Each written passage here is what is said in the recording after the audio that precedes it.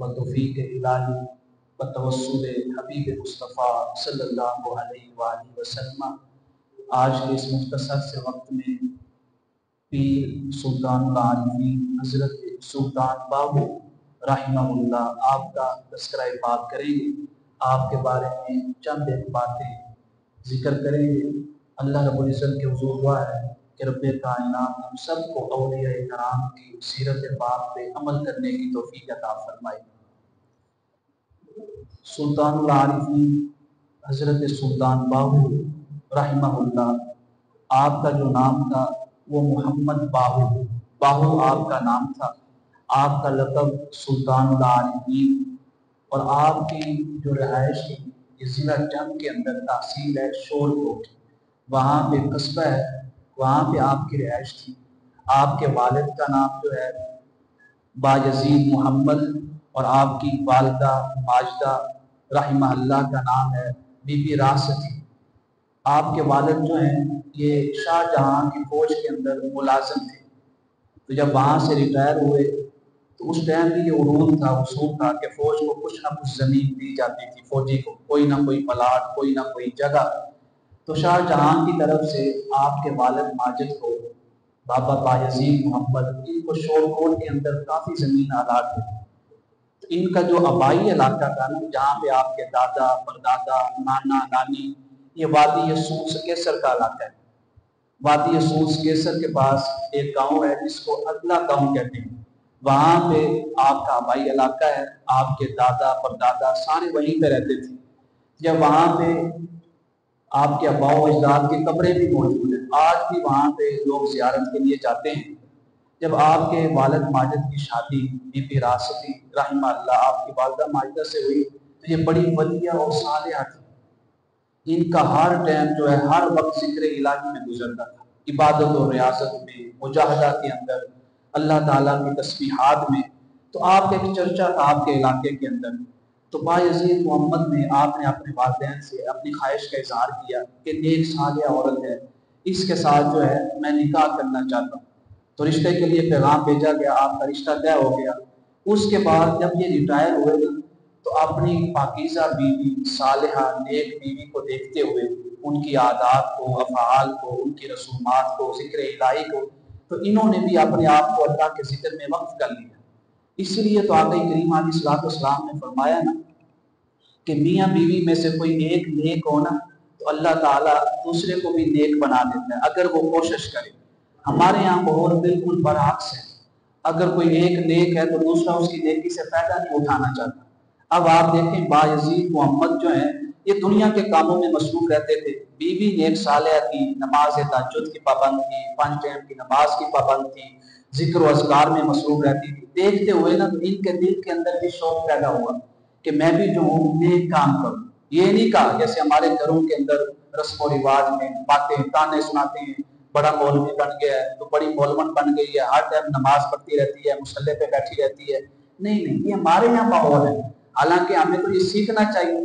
آقا کریم علیہ السلام نے ان نیک اور صالح میاں بیوی کے لیے دعا فرمایا اللہ تعالیٰ اس شخص کے اوپر اپنی رحمت کا نزول فرمائے جو خود صبح نماز تہجد کے ٹائم اٹھتا ہے اور پھر اپنی بیوی کو بھی اٹھاتا ہے، اور فرمایا اللہ تعالیٰ اس نیک صالح بیوی پر بھی اپنی رحمت کا نزول فرمائے جو نماز تہجد کے ٹائم خود اٹھتی ہے اور اپنے شوہر کو بھی نماز تہجد کے لیے اٹھاتی ہے۔ آج یہ بھی ہمارے گھروں کے اندر رسم ختم ہو گئی۔ تو جب ہم ان کے گھروں کے اندر یہ رسمیں موجود تھیں، دونوں طرف سے عبادت، ریاضت اور مجاہدہ ہوتا تھا، تو پھر ان کی اولاد بھی نیک اور صالح ہوتی تھی۔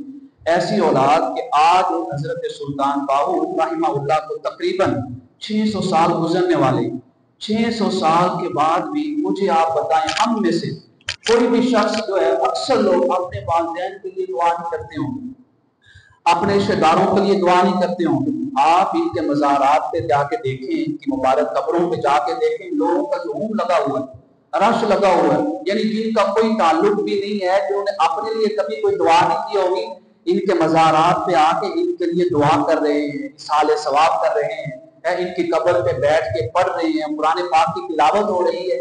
یہ سارے کا سارا معاملہ، یہ سارے کے سارے لوگ کیوں آ کے بیٹھے ہیں؟ اس وجہ سے کہ ان نفوس قدسیہ نے، ان شخصیات مبارکہ نے اپنی ساری کی ساری زندگی کس کی اطاعت میں گزاری؟ اللہ تعالیٰ کی اطاعت میں گزاری۔ کوئی بھی شخص جو اپنی زندگی اللہ کی اطاعت میں گزار دیتا ہے، رب کائنات اس کی محبت اپنی ساری مخلوق کے دل میں ڈال دیتا ہے۔ صرف انسان اس سے محبت نہیں رکھتے، جانور، ہر قسم کی مخلوق اس سے محبت کرنے لگتی ہے۔ کیوں؟ کہ اس کا معبود جو ہے اس کا رب بن جاتا ہے۔ تو جس کا معبود اس کا رب بن جائے تو اللہ تعالیٰ کی ساری مخلوق اس کی معبود بن جاتی ہے، اس سے محبت کرنے لگتی ہے۔ تو آپ کا گاؤں جو ہے، اصل گاؤں وادی سور سے کیسر ہے، وہاں سے آپ نے ہجرت کر کے یہ ضلع جنگ کے قریب تحصیل شور کوٹ کے علاقے میں آپ کے والد وہاں پہ آ گئے۔ آپ کی ولادت مبارکہ، آپ کی پیدائش مبارکہ جو ہے 1630 عیسوی میں ہوئی۔ اب 1630 اور آج کیا ہے 2024، تقریباً 600 سال کا عرصہ ہونے والا ہے۔ 1630 عیسوی میں آپ کی ولادت مبارکہ ہوتی ہے 55 میں، اور آپ کے خاندان کا تعلق آوان خاندان سے تھا۔ آوان قوم، آوان کہتے ہیں مدد کرنے والے۔ ان کا یہ لقب کیوں معروف ہوا؟ آوان خاندان جو ہے یہ مولا علی پاک رضی اللہ تعالیٰ عنہ کے سلسلہ مبارک سے جا کے ان کا نسب ملتا ہے۔ ان کو آوان اس لیے کہتے ہیں کہ مولا علی پاک کی جتنی بھی اولاد غیر فاطمی اولاد، فاطمی اولاد وہ سادات کہلاتی ہے، ان کو سید کہا جاتا ہے۔ تو جو غیر سید تھے، غیر سادات تھے، غیر فاطمی تھے، انہوں نے کیا کیا؟ سب کے سب نے امام حسین رضی اللہ تعالیٰ عنہ کے ساتھ میدان کربلا میں کھڑے رہے اور ہر دور میں سادات کی مدد کی، سادات کا ساتھ دیا۔ آپ کو معلوم ہے واقع کربلا کے بعد اہل بیت کے اوپر جو ظلم و ستم ہوا، وہ ظلم و ستم رکا نہیں تھا، بلکہ ہر دور حکومت میں اہل بیت کی شخصیات کو شہید کیا جاتا رہا، اہل بیت کے اوپر ظلم ہوتا رہا۔ امام زید، دیگر امام علی رضا اور دیگر بڑی بڑی شخصیات اہل بیت کو شہید کیا گیا۔ تو یہ لوگ جو تھے غیر فاطمی مولا علی کی آل اولاد میں سے، یہ فاطمی سادات کے ساتھ کھڑے رہے، ان کی ہر دور میں مدد کرتے رہے۔ جب ہر دور میں مدد کرتے رہے، اس پاکیزہ عمل کی وجہ سے غیر فاطمی جو خاندان تھا، آپ کی آل اولاد تھی، ان کو آوان کہا جانے لگا۔ تو جہاں سے آپ کا لقب، آپ کے قبیلے کا لقب کس سے پڑ گیا؟ آوان سے پڑ گیا، یعنی مدد کرنے والے۔ اس کے بعد جو ہے جب آپ نے وہاں پہ ہجرت کی، آپ کی والدہ ماجدہ کیونکہ ولیہ تھی، نیک اور صالحہ تھی، تو آپ کو یہ الہام ہو گیا، آپ نے کشین کوئی فرما دی، فرمایا جس بچے کی پیدائش میرے ہاں ہوگی نا، وہ اللہ تعالیٰ کا ولی ہوگا، لوگ اس کی صحبت میں بیٹھنا پسند کریں گے۔ ابھی 55 میں ہی تھے کہ اکثر آپ جو ہے نظریں جھکا کے چلتے تھے۔ ولایت کی سب سے پہلی سیڑھی شرم و حیا ہے کہ آپ حیا کا پیکر بن گئے۔ آپ جب بھی معاشرے کے اندر چلے، گلیوں کے اندر چلیں، کوچہ اور بازار میں چلیں، آپ کی نظریں جھکی ہوں۔ ہمارے معاشرے کے اندر یہ جو عمل ہے نا، یہ بھی ختم ہو گیا ہے۔ ہم کیا کرتے ہیں؟ نظریں اٹھا کے چلتے ہیں، صرف اٹھا کے نہیں چلتے۔ ہمارے معاشرے کے اکثر لوگ جب تک دائیں بائیں آگے پیچھے نہیں دیکھ لیں گے، چلیں گے ہی نہیں۔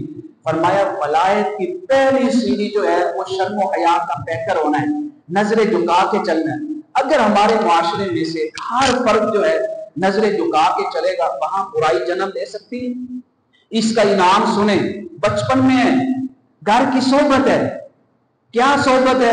آج لوگ کہتے ہیں کہ میرے بچے نیک نہیں ہیں۔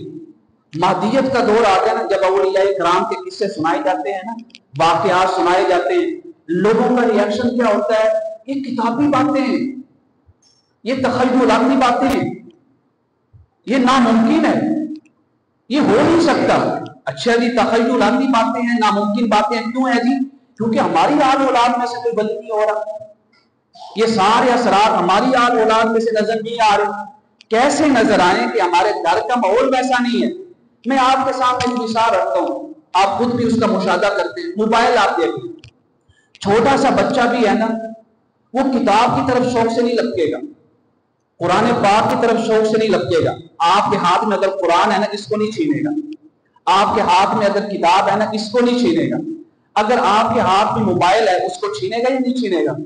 موبائل کو چھینے گا، لپکے گا موبائل کی طرف، اور اس وقت تک وہ چین سے نہیں بیٹھے گا جب تک آپ اس کو 1 یا 2 منٹ کے لیے موبائل نہیں دے دیتے۔ ایسا کیوں ہوا؟ اب آپ سمجھیں یہ کوئی باتیں تخیلاتی نہیں ہیں، یہ کوئی باتیں ناممکنات میں سے نہیں ہیں، یہ کوئی باتیں صرف کتابی نہیں ہیں۔ عملی زندگی کے اندر اگر آپ چاہتے ہیں کہ آپ کی آل اولاد نیک صالح بنے، اللہ کے اولیاء بنے، تو یہ ماحول بنانا ہوگا۔ اب وہ موبائل کی طرف کیوں لگتا؟ اس وجہ سے موبائل کو چھیننے کے لیے آیا ہے کہ آپ کو وہ دیکھتا ہے ہر ٹائم آپ کے ہاتھ میں موبائل ہے، آپ کثرت کے ساتھ موبائل کو استعمال کر رہے ہیں۔ موبائل کے ساتھ اتنا موبائل استعمال ہو رہا ہے کہ ہم کسی کے پاس مہمان گئے ہوئے ہیں تو چند ایک باتیں نہیں کرتے ہیں اس کے پاس بیٹھ کے، آپ میزبان بھی موبائل پہ لگا ہوا ہے، مہمان بھی موبائل پہ لگا ہوا ہے، تو کون سی میزبانی اور کون سی مہمانی؟ جب بچے ان چیزوں کو دیکھتے ہیں نا کثرت کے ساتھ، جو شے کثرت کے ساتھ دیکھی جاتی ہے نا پریکٹیکلی تجرباتی طور پہ وہ شے خود بخود عمل میں ڈل جاتی ہے بغیر تبلیغ کے، بغیر کے۔ جب بچوں نے یہ دیکھا کہ موبائل کثرت سے استعمال ہو رہا ہے، انہوں نے کہا یہ تو کوئی بڑی پیاری چیز ہے، یہ تو کوئی ایسی چیز ہے کہ جس کے بغیر میرے ماں باپ نہیں رہ رہے تو میں کیسے رہ سکتا ہوں۔ اندازہ کریں، آپ کتاب پکڑا دیں، بچہ رو رہا ہے وہ خاموش نہیں ہوگا، آپ قرآن کریم پکڑا دیں وہ خاموش نہیں ہوگا، اگر وہ رو رہا ہے ایک سیکنڈ کے لیے آپ موبائل پکڑا دیں وہ خاموش ہو جائے گا۔ ایسا کیوں؟ حالانکہ اس کو تو موبائل چلانا نہیں آ رہا۔ اس وجہ سے جب اس نے بار بار آپ کے ہاتھ میں موبائل دیکھا نا تو موبائل سے اس کو لگن ہو گئی، مانوسیت سی ہو گئی، موبائل سے اس کا شوق جڑ گیا۔ جیسے ہی آپ نے موبائل اس کو پکڑایا ایسے لگتا ہے جیسے اس کی روح کو سکون آ گیا، بچے کی روح کو سکون آ گیا، خاموش ہو گیا۔ اب یہ ہمارے گھروں کا ماحول ہے۔ اس ٹائم سلطان العارفین حضرت سیدنا سلطان باہو رحمہ اللہ، جب آپ نے دیکھا کہ آپ کی والدہ ماجدہ ہر ٹائم قرآن پاک کی تلاوت کر رہی، ہر ٹائم ان کے ہاتھ میں تسبیح ہے، ذکر و اذکار کر رہی ہیں، قرآن پاک ہاتھ میں ہے۔ اگر ہمارے ہاتھ میں موبائل ہو تو ہماری اولاد موبائل سے محبت کرنے لگتی ہے، تو جن کے والدین کے ہاتھ میں ہر ٹائم قرآن ہوتا ہوگا ان کی اولاد قرآن سے محبت نہیں رکھتی گی۔ اب یہ سمجھنا کوئی باتیں مشکل ہیں، مجھے آپ بتائیں، آپ موبائل سے یہ ساری باتیں سمجھ، میڈیا پہ بیٹھ کے اتنی مادیت پھیلائی جا رہی ہے لوگوں کو قرآنی شخصیات سے، یہ کیسے ہو گیا جی؟ یہ کیسے ولی بن گئے؟ آج ہمیں ولی نظر نہیں آ رہے، آج کوئی کرامت دکھائے ہمیں، آج کوئی فلاں کام کر کے دکھائے، اور بھئی آج بھی ولی پیدا ہو سکتے ہیں اگر ان کی والدین جو ہیں اس مقام کے اوپر بیٹھے ہوئے ہیں، ان کے والدین اپنے گھر کے اندر ایسا ماحول رکھے ہوئے ہیں۔ والدین کا ماحول ایسا نہیں ہے تو آپ میڈیا پہ بیٹھ کے روحانیت سے لوگوں کو دور کریں کہ یہ ہو نہیں سکتا ہے۔ جب ہر ٹائم اپنی والدہ کو دیکھا، چلتے ہوئے دیکھا، کہ جب ان کی والدہ ماجدہ چل رہی ہیں تو شرم و حیا کی بہتر ہیں، سبحان اللہ، آنکھیں جھکا کے چل رہی ہیں۔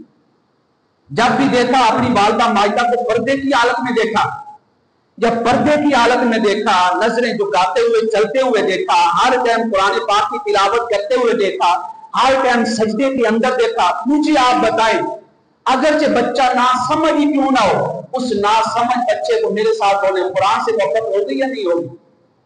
قرآن سے محبت ہوگی۔ اس نا سمجھ بچے کو حیا سے محبت ہوگی یا نہیں ہوگی؟ محبت ہوگی۔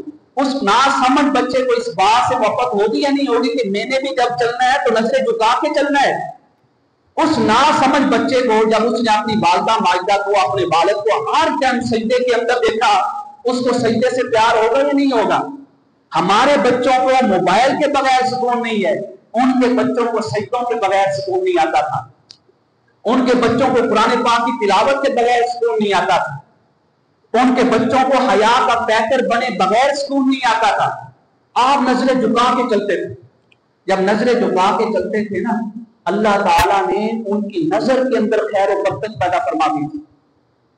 جب نظر کے اندر خیر و برکت پیدا فرمائی، جس کی طرف خاص نگاہ کر کے دیکھتے تھے، خاص نگاہ، توجہ کے ساتھ، خاص نگاہ سے، اس کی باطن کی دنیا بدل جاتی تھی، وہ مادیت سے روحانیت کی طرف آ جاتا تھا، بدعملی سے عمل کی طرف آ جاتا تھا، برائی سے نیکی کی طرف آ جاتا تھا۔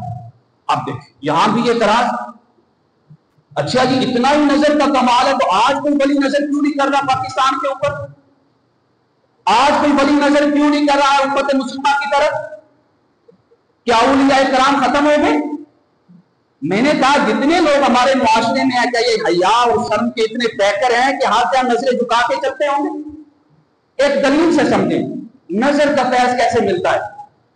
یہ باتیں ہماری سمجھ میں کیوں نہیں آ رہی؟ ہم مادیت کے اندر جی رہے ہیں. ہماری سمجھ میں کیوں نہیں آ رہی کہ ہم نے اس کا مزہ نہیں چکھا. زلیخا نے کیا کہا تھا جب مصر کی عورتوں نے کہا اپنے یہ غلام کے اوپر تم محبت کرنے لگ گئی؟ زلیخا نے کہا تھا جو میں نے دیکھا وہ تم نے نہیں دیکھا.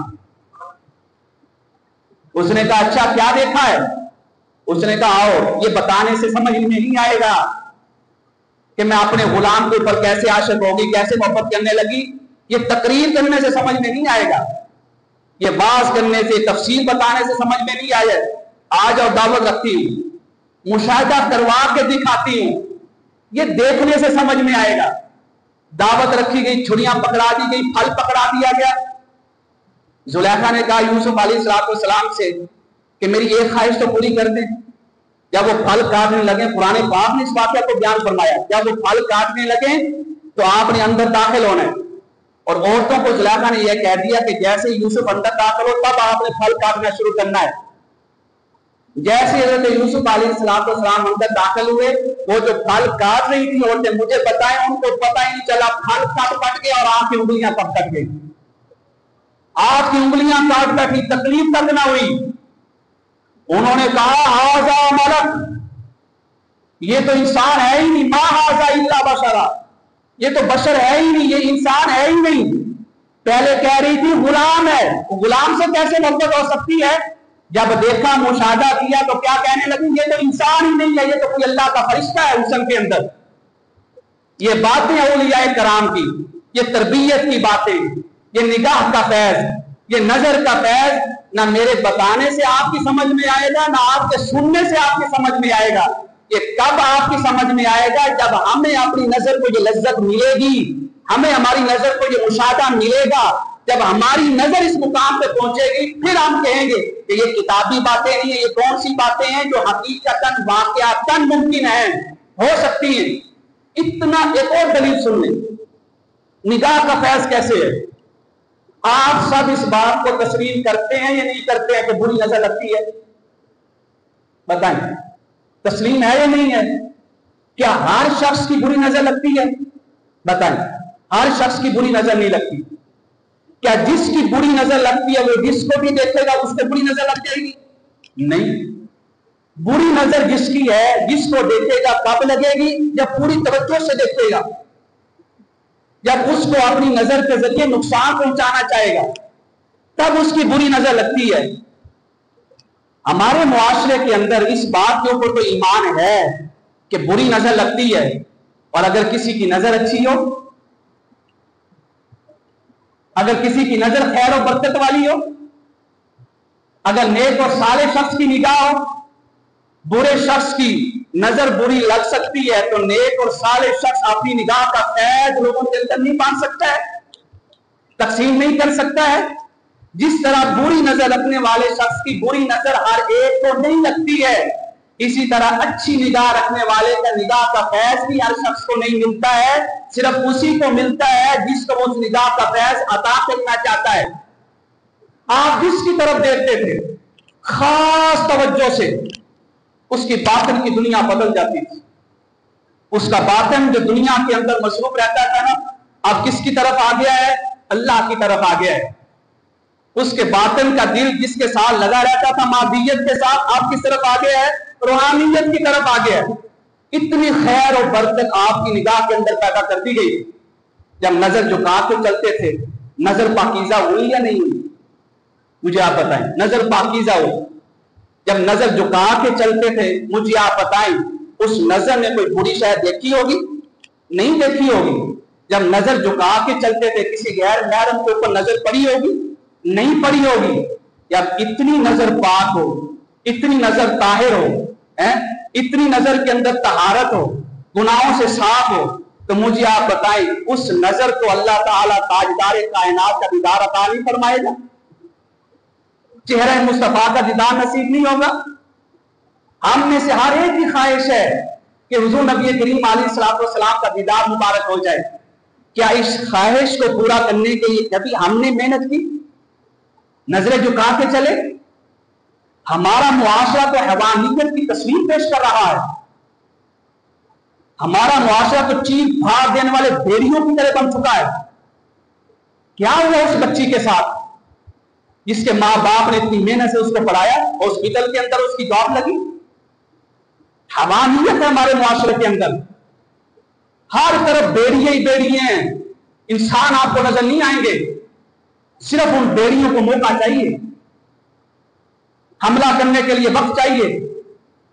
کیا کیا اس بچی کے ساتھ؟ ارے ایسے حیوانیت کو اور ایسے بیڑیوں کو چیر پھاڑ دینے والے جانوروں کو زندگی جینے کا کوئی حق نہیں ہے.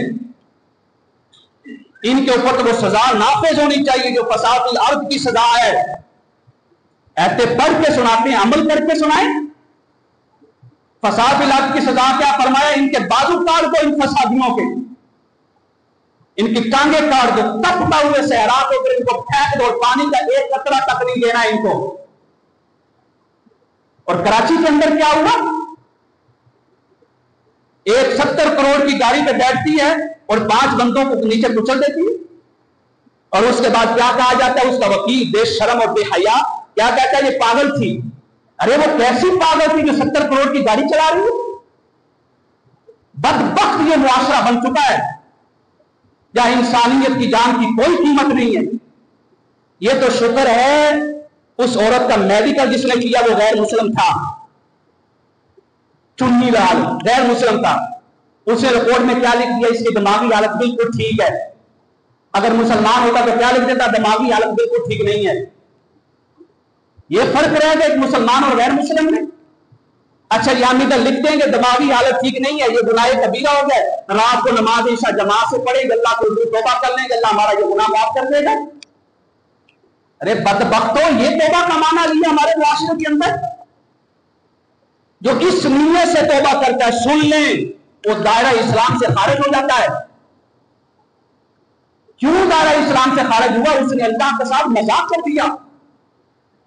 وہ اللہ کے حکم کے خلاف بغاوت کر کے مسجد میں آ کے یہ کہہ رہا ہے یا اللہ مجھے معاف کر دے. تو مجھے معاف کر دے گا مطلب کیا ہے؟ تو جوڑی کے اندر میرا ساتھ دے رہا ہے. شکر کریں وہ غیر مسلم ڈاکٹر تھا.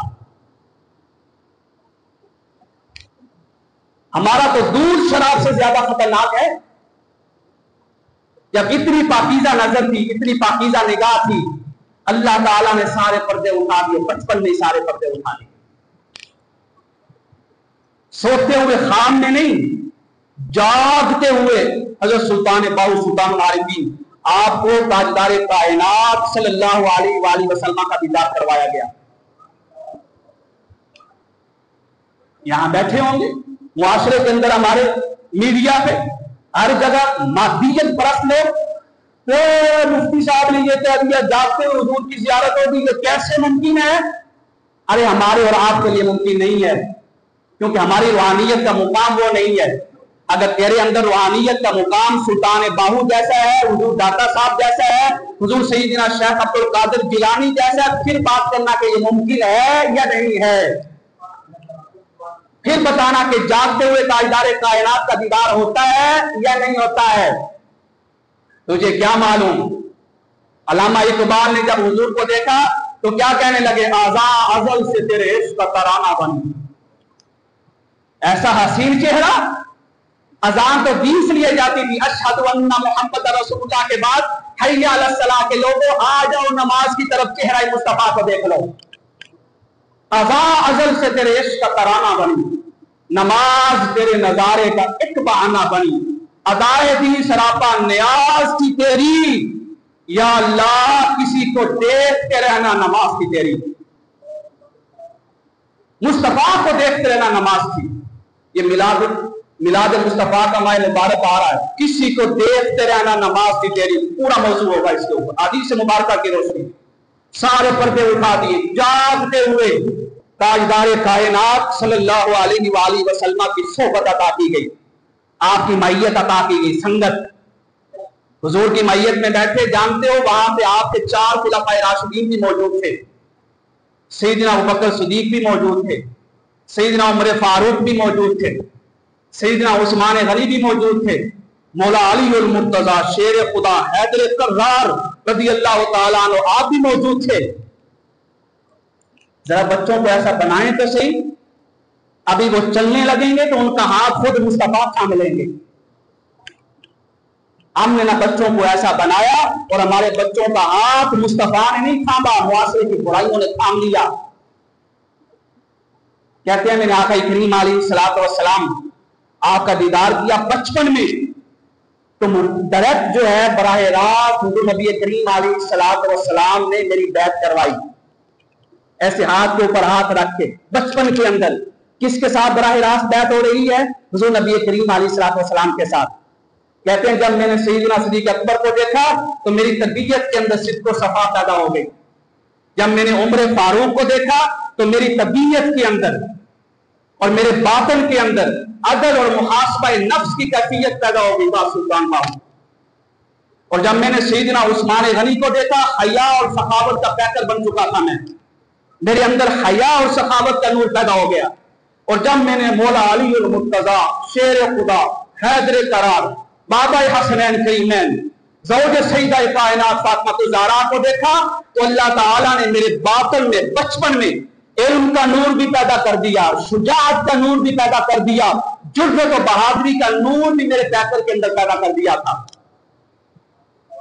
جب یہ ہوا اس کے بعد چلے یہ ساری ملاقات میرے دوستوں میں پھر کہہ رہا ہوں جاگتے ہوئے ہوئی، خواب کے اندر نہیں ہوئی.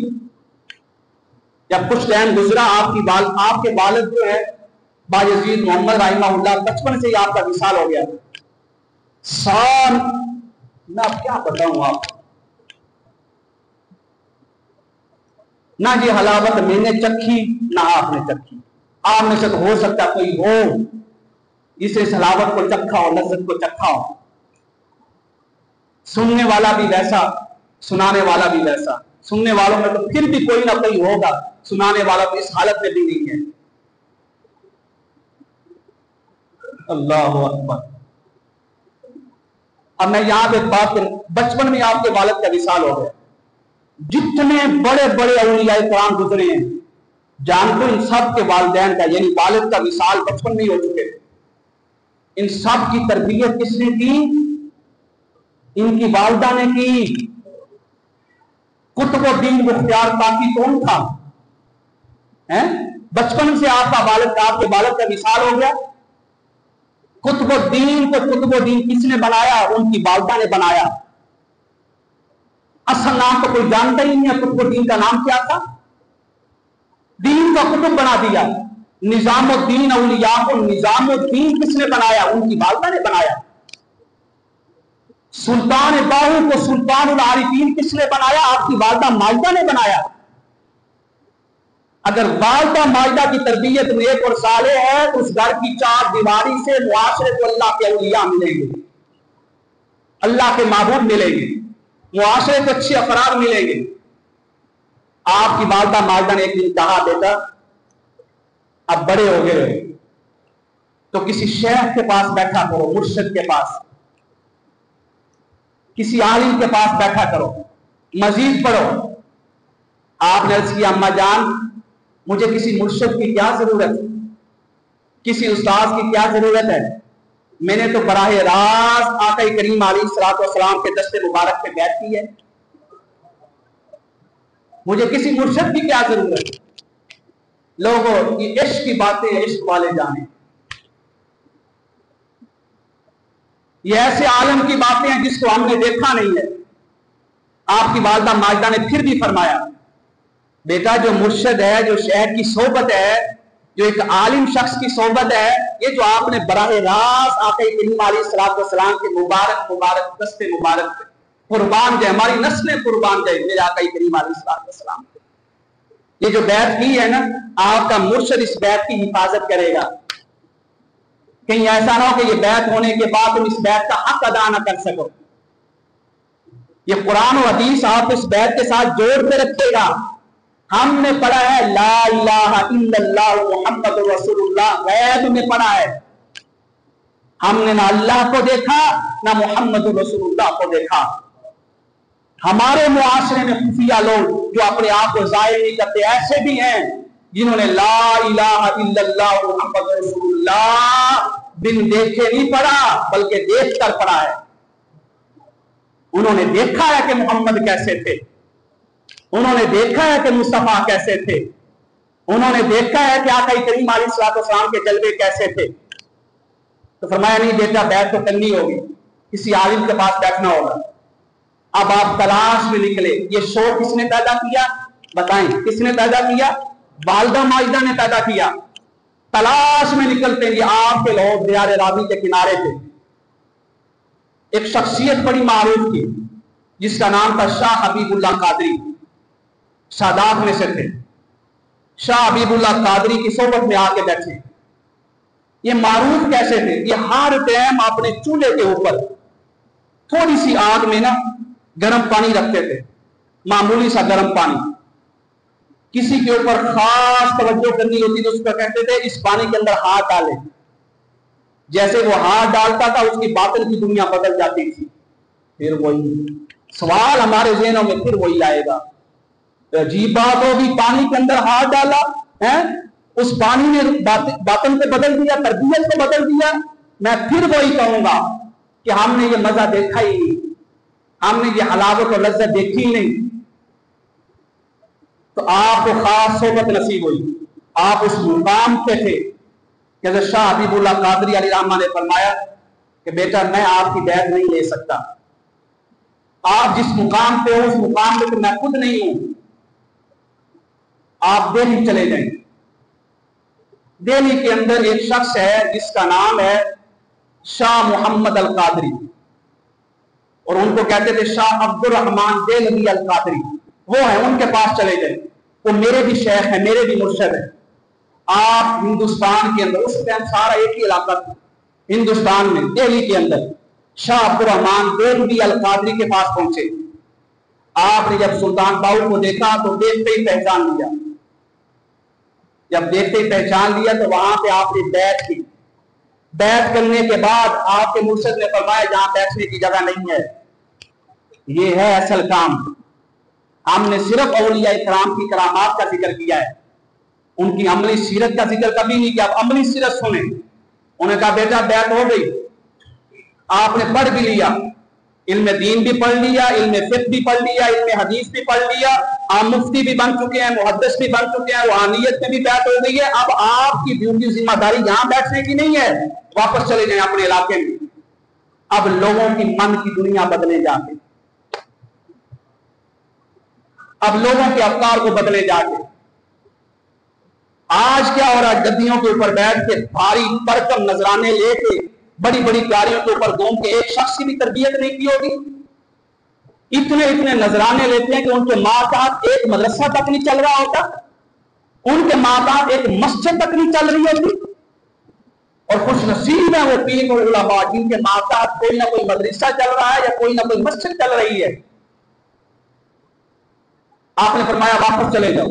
وادی سون سکیسر کا علاقہ, ادھر ضلع جنگ کا علاقہ, ادھر یہ سارا ڈیجی خان کا علاقہ, سارے ان علاقوں کے اندر آپ نے سفر کر کے لوگوں کو تبلیغ کی. دروازے کھٹکھٹائے, دکانوں پہ گئے, بازاروں میں گئے کہ نماز پڑھو, دین سیکھو, اپنے اندر سے جو برائیاں ختم کرو. تبلیغ کرتے رہے یہاں تک کہ 1668 میں آپ کی بیعت ہوئی. یہ کتنے سال بعد بیعت ہو رہی ہے؟ 1668 میں 38 سال بعد آپ کی بیعت ہوئی آپ کے مرشد کے ساتھ. 38 سال میں خوبصورت نوجوان بندہ بن جاتا ہے. خوبصورت نوجوانی کے بعد اورنگزیب عالمگیر نے آپ کا بڑا چرچا سنا ہوا. یہ وہ لوگ ہیں کہ جن کے سامنے چٹائیوں کے اوپر وقت کے بادشاہ بھی بیٹھتے تھے, وقت کے سلطان بھی بیٹھتے تھے. آج یہی لوگ جن کے سامنے وقت کے سلطانوں نے بیٹھنا تھا, آج یہی دوسروں کے سامنے بیٹھ رہے ہیں. وقت کے سلطان کے سامنے یہ بیٹھ رہے ہیں جن کے سامنے انہوں نے بیٹھنا تھا نیچے آ کے. وقت کے جابروں کے سامنے یہ لوگ بیٹھے ہوئے ہیں جن کے سامنے جابروں نے آ کے جبر سے توبہ کرنی تھی, ظلم سے توبہ کرنی تھی. اورنگزیب عالمگیر نے آپ کا بڑا چرچا سنا ہوا. اورنگزیب عالمگیر نے جس کے ہاتھ پہ بیعت کی اس کو سلطان باہو کہتے ہیں، اس کو سلطان العارفین کہتے ہیں۔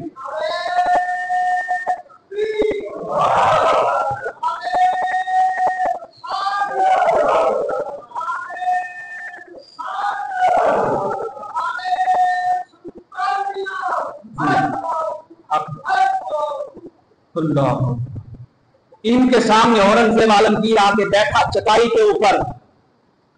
جو اللہ کے سلطان ہوتے ہیں اللہ اپنے ہر فرد کو اس کے سامنے جھکا دیتا ہے۔ ہم اللہ کے سلطان بنے نہیں تو سارے ہمارے سلطان بن گئے۔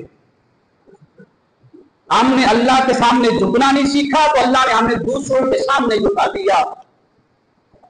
ہم نے اللہ کے سامنے ہاتھ پھیلانا نہیں سیکھا، اللہ نے ہمارے ہاتھ دوسروں کے سامنے پھیلا دیے کہ مانگو جا کے پھر دنیا سے۔ اورنگزیب عالمگیر نے نذرانہ بھیجا، نذرانہ، اور نذرانہ ایک بادشاہ بھیجے، اورنگزیب عالمگیر بھیجے تو نذرانہ بھی 2000 ہوگا، 5000، 10,000 ہوگا۔ وہ نذرانہ تو ایسا ہوگا کہ آج کے دور میں 4 کوٹھیاں خرید لیں۔ نذرانہ بھیجا پیر سلطان العارفین سیدنا سلطان باہو، آپ نے فرمایا اورنگزیب عالمگیر ہمیں تیرے نذرانے کی ضرورت نہیں ہے، ہمیں تیری تربیت کی ضرورت ہے۔ ہمیں یہ ضرورت نہیں ہے کہ ہمارا بینک بیلنس بڑھو، ہمیں یہ ضرورت ہے کہ تو لوگوں کے ساتھ عدل و انصاف کرے۔ آج یہ ساری تصویر عکس ہو گئی۔ تربیت کرنے والوں نے اپنے بینک بیلنس بڑھنے شروع کر دیے، اور جو تربیت جو نذرانے دینے والے تھے انہوں نے لوگوں کی جیبوں سے نکالنا شروع کر دیا۔ آپ کا وصال ہو گیا مختصر 1691 عیسوی میں آپ کا وصال ہوا۔ آپ کا وصال ہوا کہ جب دریائے چناب کے نزدیک ایک تلا تھا، وہاں آپ کی قبر مبارک بنائی گئی۔ سیلاب آیا تو قبر مبارک کو سیلاب نے وہ پانی اندر چلا گیا۔ 77 سال بعد آپ کی قبر کشائی ہوئی، قبر کو کھولا گیا۔ جب قبر کو کھولا گیا تو سب کی زبان پہ ایک ہی نعرہ تھا، محمد کے غلاموں کا کفن میلا نہیں ہوتا، چمن میلا نہیں ہوتا، زمن میلا نہیں ہوتا۔ صحیح سالم جس میں نورانیت پہلے سے بھی زیادہ ہے۔ آپ کو وہاں سے نکال کر لوگوں کے ہجوم میں لوگوں نے دیکھا اور ہر ایک نے کہا محمد کے غلاموں کا کفن میلا، حضور کے ہو جاؤ، مصطفیٰ کے ہو جاؤ، آپ کے کفن کے اوپر مٹی کا ایک قطرہ تک نہیں لگے گا، قبر آپ کو دبوچے گی نہیں۔ نکالا گیا، ایک جگہ پہ آپ کی قبر بنائی گئی۔ پھر 158 سال بعد آپ کے وصال کے، کتنے سال بعد؟ 158 ایئر آفٹر دا ڈیتھ، وصال کے بعد 158 سال بعد پھر وہاں پہ کچھ ہوا، آپ کی قبر مبارک کو کھولا گیا۔ 158 سال کے بعد پھر وہی نعرہ تھا جو پہلے وقت تھا، محمد کے غلاموں کا کفن میلا نہیں ہوتا۔ پھر آپ کا مزار مبارک اب جو تحصیل شور کوٹ ہے ضلع جنگ کی، وہاں پہ آپ کا مزار مبارک معروف ہے، کسی تعارف کا محتاج نہیں ہے۔ پھر سیدنا سلطان العارفین سلطان باہو، آپ نے 3 جملے بولے جس کے اوپر میں اپنی بات ختم کر رہا ہوں۔ آپ نے فرمایا لوگوں جو سامنے بیٹھے ہوئے تھے یہ وظیفہ دیا، فرمایا اگر دل سے تم پڑھو گے نا یا رسول اللہ، پڑھیے یا رسول اللہ، دل سے پڑھو گے یا رسول اللہ۔ یہ مذہب کا بات ہے جب آپ تصور میں کھو دیں یا رسول اللہ، کہتے ہیں جب آپ دل سے پڑھو گے اس ذکر کی وجہ سے اللہ تعالیٰ آپ کو چہرہ مصطفیٰ کا دیدار نصیب فرما دے یا رسول اللہ۔ اس کے بعد آپ نے فرمایا مرشد کون ہوتا ہے؟ مرشد، فرمایا مرشد وہ ہے جو تیری حضوری مصطفیٰ کے دربار میں کروا دے، جو تیری حضوری مصطفیٰ کے دربار میں نہیں کروا سکتا وہ مرشد نہیں ہے۔ آپ نے پھر وہاں کے آپ کی ربائی بڑی معروف ہے، علی کے اللہ چمے کی بوٹی مرشد من میں چلائی، اللہ کی میری بوٹی ہے نا ذکر کی، میرے مرشد نے میرے من میں چلائی، نفی اس بات کا پانی دیا آخرت کے ہر جائے ہوں کہ میں نے لا الہ نفی اس کی ضرب لگائی، اس کا پانی دیا اپنی بوٹی کو، اللہ اس بات کا پانی دیا، کیا ہوا؟ وہ جو چمیلی کا درخت تھا وہ تنا آور بن گیا، یا وہ تناور بنا، اے اندر بوٹی مشک مچایا، خوشبو پھیل گئی ہر طرف، سلطان باہو کوئی رہتا ہے اس کی خوشبو ہر سو پھیل گئی. تو کہتے ہیں جیوے مرشد کامل باہو جے بوٹی لائی ہو. آج یہ بوٹیاں کون لائے؟ آج بوٹیاں پیسیاں دیا لائے کریں، مال و دولت دیا لائے کریں. سلطان باہو کہنے ہیں مرشد وہ ہوئے جڑا علی اللہ چمبے دی بوٹی من وچ لائے کہ بیٹھا ہوئے اس کی نگاہ میں جہاں ہو تیری زبان پہ ایک ذکر ہو اللہ اللہ اللہ اللہ اللہ، اور دین کے نام پہ تجھے پکارا جائے کسی مسجد کے اندر، ہر شخص کھول کر مسجد میں رکھ دے تاکہ پتہ چلے علی فی اللہ دی چمبے دی بوٹی جڑی ہے اس کو کتنا پانی ملے ہے. اگر دین کے نام پہ مانگا جا رہا ہے، مسجد کا حصہ آ رہا ہے، وہاں پہ جیبیں ڈھونڈ لی ہیں، دبا لی ہیں، یہاں سے دیکھتے یار 500 کا نہیں آ گیا، 100 والا کتنے پایا ہم نے، 100 والا کر کے باقی میں رکھا ہے تو سمجھ جائیں ابھی علی پہ اللہ چمبے کی بوٹی من میں نہیں لگی. یہ نال پیار نکلے گا تو اللہ نال جڑے گا. اور 100 والا آگے اور 10 سال تک پڑے سے 10 سال پوچھیں گے مسجد کی بالٹی آ گئی میرے سامنے. لہٰذا بڑھ چڑھ سلطان باہو کا پیغام کیا ہے؟ حضور کے ساتھ تعلق کو جوڑے، حضور کے ساتھ جڑے گا اللہ کے ساتھ جڑ جائے گا.